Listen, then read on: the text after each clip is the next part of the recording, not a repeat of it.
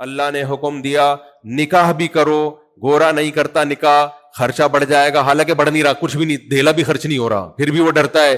اللہ نے کیا کہا, نکاح بھی کرو اور بیوی پہ خرچ بھی کرو. اور اللہ نے کہہ دیا دیکھنے میں کیا ہے, اسباب یہ کہتے ہیں, کیلکولیٹر یہ کہتا ہے, ماہر شماریات چارٹرڈ اکاؤنٹنٹ سے پوچھ لو آپ, یا عام اکاؤنٹنٹ سے پوچھ لو آپ, وہ سب کے سب یہی کہیں گے بھائی اس سے تمہارے خرچے بڑھ جائیں گے, تمہاری آمدن کم ہو جائے گی.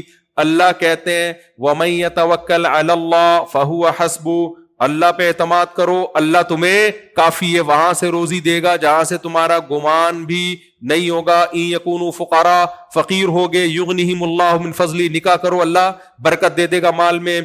ماہر جو شماریات کے ماہر ہیں وہ کہتے ہیں بچے پیدا ہوں گے تو آپ کا خرچہ ڈبل ہو جائے گا, تیسرا بچہ آیا اور خرچہ بڑھ جائے گا.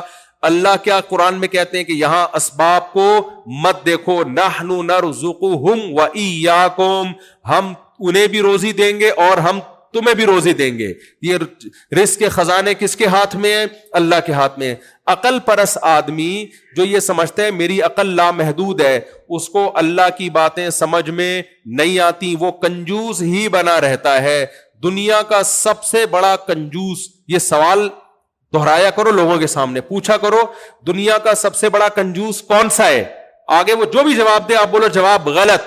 سب سے بڑا کنجوس وہ ہے جو اپنے بچے اس لیے نہ پیدا کرے کہ ان پہ خرچ کرنا پڑے گا مجھے. اولاد پہ خرچ کرتے ہوئے جان نکل رہی ہو جس کی, بلی پہ خرچ کر لے گا, کتے پہ خرچ کر لے گا, سمجھ رہے ہو, دوست پہ خرچ کر لے گا, لیکن بچے اس لیے پیدا نہیں کر رہے ان کمبختوں کو کھلانا پڑے گا مجھے. ابے تیری نسل ہے, وہ تیرا خون ہے. جو مذہب کو فالو کرتا ہے وہ کہتا ہے نا نا نا نا نا کوئی بات نہیں, رزق کے خزانے کس کے ہاتھ میں ہے؟ اللہ کے ہاتھ. اب سیکولر لوگ کہتے ہیں یار ان لاجیکل باتیں کر رہے ہو. آپ بولو جو بات خدا کی تعلیمات کے خلاف ہونا وہ ہے ان لاجیکل. اللہ سے زیادہ کون عقل مند ہے بھائی؟ اللہ سے زیادہ عقل کس کے پاس ہے؟ دنیا پرست آدمی کہتے ہیں ماں اور باپ کو گھر میں رکھ کے ان پہ خرچ کرو گے, لائف میں انٹرٹینمنٹ ختم ہوگی, ذمہ داریاں بڑھیں گی, آمدن یہ کھا جائیں گے. اللہ کیا کہتا ہے؟ اللہ کہتا ہے جو رشتہ داری جوڑتا ہے, قل ما انفقتم من خیر فللوالدین. صحابہ نے پوچھا یا رسول اللہ سب سے پہلے کس پہ خرچ کریں؟ اللہ نے سب سے پہلے کس کا تذکرہ کیا؟ والدین.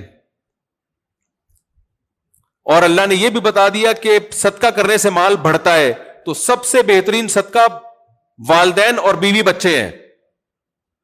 تو اس سے پتا چلتا ہے سب سے زیادہ مال تو بڑھتا ہی ان پہ خرچ کرنے سے ہے.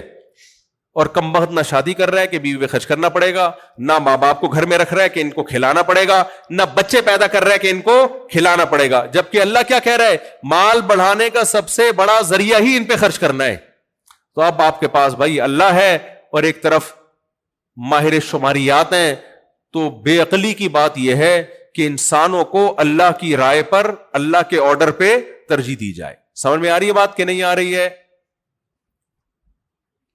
اللہ نے ہمیں حکم دے دیا. پہلے زمانے میں لوگ سمجھتے تھے روزہ رکھنے سے کمزور ہوتے ہیں, اب تو میڈیکل سائنس نے بھی کہہ دیا روزہ رکھنے سے صحت خراب ہونے کے بجائے اچھی ہوتی ہے. دنیا میں پتلاپا کوئی عیب نہیں ہے, موٹاپا عیب ہے. سمجھ رہے ہو؟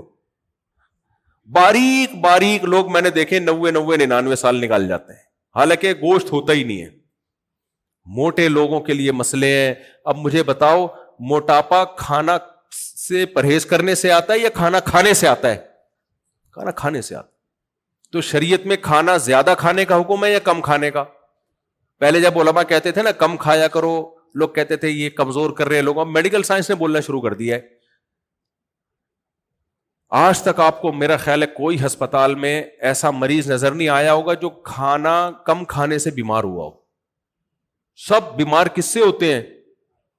پھوڑتے رہتے, کھاتے رہتے. ہمارے نبی کی خوراک دیکھو آپ, صحابہ کی خوراک دیکھو آپ. طعام الواحد یکفی الاثنین, نبی نے فرمایا ایک آدمی کا کھانا 2 کے لیے کافی ہے. اور 2 وقت کا کھانا کھایا ہمارے نبی نے, بلکہ آپ نے تو 2 وقت کا بھی نہیں کھایا, لیکن رواج 2 وقت کے کھانے کا تھا نبی کے دور میں. اور قرآن بھی 2 وقت کے کھانے کا تذکرہ کرتا ہے. میں بھی 3 وقت کھاتا ہوں. لیکن اسلام میں کیا ہے؟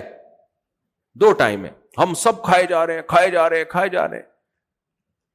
تو اللہ پہ اعتماد اور اللہ پہ توکل. ہم سمجھتے ہیں سچ بولنے سے پکڑے جائیں گے. اللہ کے رسول نے کیا کہا؟ الصدق ینجی والکذب یہلک. سچ انسان کو نجات دلاتا ہے اور جھوٹ انسان کو تباہ کر دیتا ہے. لیکن آپ کسی جھوٹے سے پوچھو, وہ کہے گا جھوٹ کی وجہ سے میں کامیاب ہوتا ہوں, سچ بولتا تو پکڑا جاتا.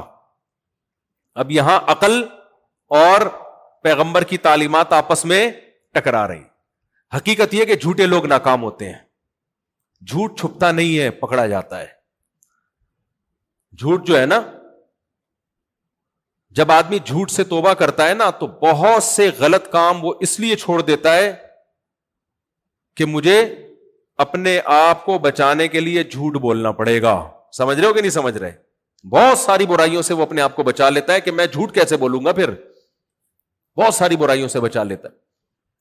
تو میرے بھائی, دین جو ہے نا اسلام, اللہ پہ اعتماد اور توکل کے بغیر, اللہ کو یہ والا اسلام پسند نہیں. آج ہمیں مذہبی لوگوں میں بہت حد تک داڑھی بھی نظر آ جاتی ہے, کچھ کسی حد تک نماز روزہ بھی نظر آ جاتا ہے, کسی حد تک گیٹ اپ بھی نظر آ جاتا ہے, حج عمرے بھی نظر آ جاتے ہیں.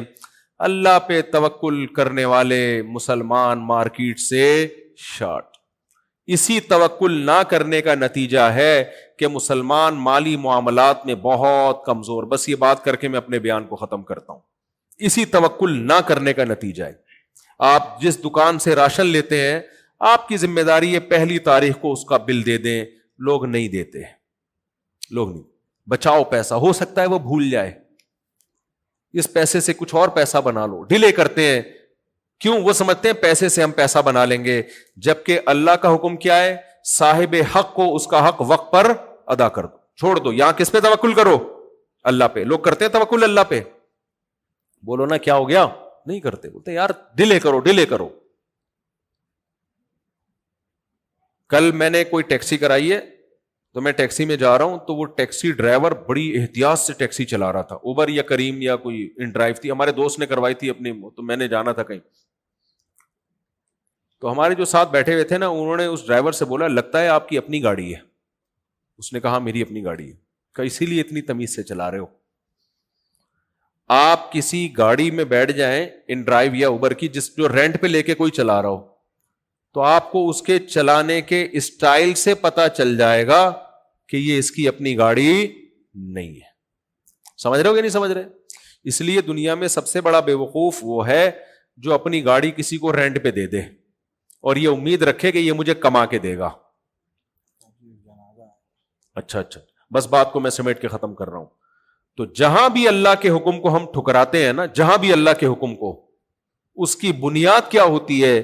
ہمارا اللہ پہ اعتماد نہیں ہوتا. تو خوب سمجھ لو, اللہ کو ناراض کر کے آپ اللہ کے خزانوں سے کچھ بھی حاصل نہیں کر سکتے. اگر وہ ملا بھی نا آپ کو اللہ کے خزانوں سے, وہ عذاب جان بن کے, جیسے فرعون کو مل گیا تھا بہت کچھ, لیکن فرعون کی حکومت اور فرعون کی دولت عذاب جان بن کے ملی تھی اس کے لیے. آج فرعون کہتا ہوگا کاش میرے پاس نہ حکومت آتی نہ میرے پاس دولت آتی, کاش میں غریب ہوتا, زیادہ کامیاب ہو جاتا. تو جب انسان اللہ کو ناراض کر کے, ماں باپ کے ساتھ بدسلوکی کر کے, رشتہ داری توڑ کے, بیوہ بہنیں ہوتی ہیں ان پہ نہیں خرچ کر رہے ہوتے, بھائی ہوتا ہے بے روزگار اس پہ نہیں خرچ کر رہے ہوتے کہ کھا جائے گا یہ, تو اگر میرے بھائی کنجوسی سے پیسہ بچاؤ گے, یا تو بچے گا نہیں وہ پیسہ, اور اگر بچ بھی گیا تو وہی پیسہ سانپ بن کے آپ کو ڈسنا شروع کر دے گا. تو اللہ سے دعا ہے, جنازہ ہے تو میں اپنے بیان کو بس ختم کر رہا ہوں, اللہ سے دعا ہے کہ اللہ ہمیں اپنی ذات پہ کامل اعتماد اور کامل توکل نصیب فرمائے, اور جہاں بھی اسباب اور اللہ کے حکم میں ٹکراؤ پیدا ہوتا ہے, اللہ اپنے حکم کو ہمیں اونچا رکھنے کی توفیق عطا فرمائے. دیکھو منافقین جہاد میں نہیں جاتے تھے اور کہتے تھے جائیں گے تو مر جائیں گے, تو اللہ نے کیا کہا؟ اللہ پہ توکل کرو, اگر تمہارے مقدر میں موت ہوئی نا, یدرککم الموت, تمہیں گھر میں آ کے وہ موت پکڑے گی. میں ابھی بنیر گیا ہوں نا سیلاب زدگان کے حالات دیکھنے کے لیے, وہاں لوگوں نے بتایا کہ اوپر کچے گھر بنے ہوئے تھے, سیلاب جب آیا تو وہ کچے گھر سے لوگ نکل کے کچھ لوگ پکے گھروں میں آ گئے نیچے کہ یہ مضبوط گھر ہیں. کہہ رہے وہ کچے بچ گئے اور مضبوط گھر ٹوٹ گئے. ان کی موت ان کو کہاں کھینچ کے لائی ہے؟ کچے گھروں سے پکے گھروں کی طرف. جو کچے میں رہ گئے وہ بچ گئے, اور جو پکے میں تھے وہ مر گئے. بعض دفعہ آپ جو احتیاطی تدبیر اختیار کر رہے ہوتے ہیں, وہ تدبیر آپ کی زندگی کے بجائے موت کا ذریعہ بن جاتی ہے. تو جو اللہ پہ اعتماد اور توکل کرتا ہے وہ کہتا ہے بھائی ہم اسباب تو اختیار کریں گے, لیکن ہوگا وہ نہیں جو میں چاہوں گا, ہوگا وہ جو میرا رب چاہے گا. انڈیا میں جو جہاز تباہ ہوا, وہ خاتون بچ گئی جو ایئرپورٹ لیٹ پہنچی تھی. حالانکہ کسی جگہ لیٹ پہنچنا یہ کامیاب ہونے کی علامت ہے یا ناکام ہونے کی؟ ٹائم مینجمنٹ کی جتنی ورک شاپس ہیں آپ نے یہی پڑھا ہوگا کہ ہمیشہ لیٹ پہنچنے والے لوگ ناکام ہوتے ہیں, ٹائم پہ کام کرنے والے لوگ کیا ہوتے ہیں؟ کامیاب. کیا خیال ہے بھائی؟ اب کوئی ماں باپ بچے کو نصیحت کر رہے ہوں گے بیٹا ہر کام ٹائم پہ کیا کرو, کامیاب ہو گئے. بچہ کہے گا امی انڈیا میں وہ خاتون ٹائم پہ نہیں کام کرتی تھی اسی وجہ سے بچ گئی وہ, اس لیے یہ نصیحتیں کسی اور کو کیا کریں. کیا خیال ہے, کہے گا کہ نہیں کہے گا؟ وہ غلط کہے گا, اس لیے کہ ہم تو اللہ کے حکم کے مکلف ہیں, ہم نے تو ٹائم پہ ہی کام کرنا ہے. لیکن میرے بھائی جس کو اللہ نے کامیاب کرنا ہوگا کامیاب ہوگا, جس کو نہیں کرنا ہوگا تو اللہ کے خزانوں سے زبردستی کچھ بھی حاصل نہیں ہو سکتا. اور اگر حاصل ہوا بھی نا, وہی دولت وہی عزت آپ کو سانپ بن کے ڈسے گی. اللہ سے دعا ہے اللہ ہمیں اپنی ذات پر اعتماد اور توکل نصیب کرے.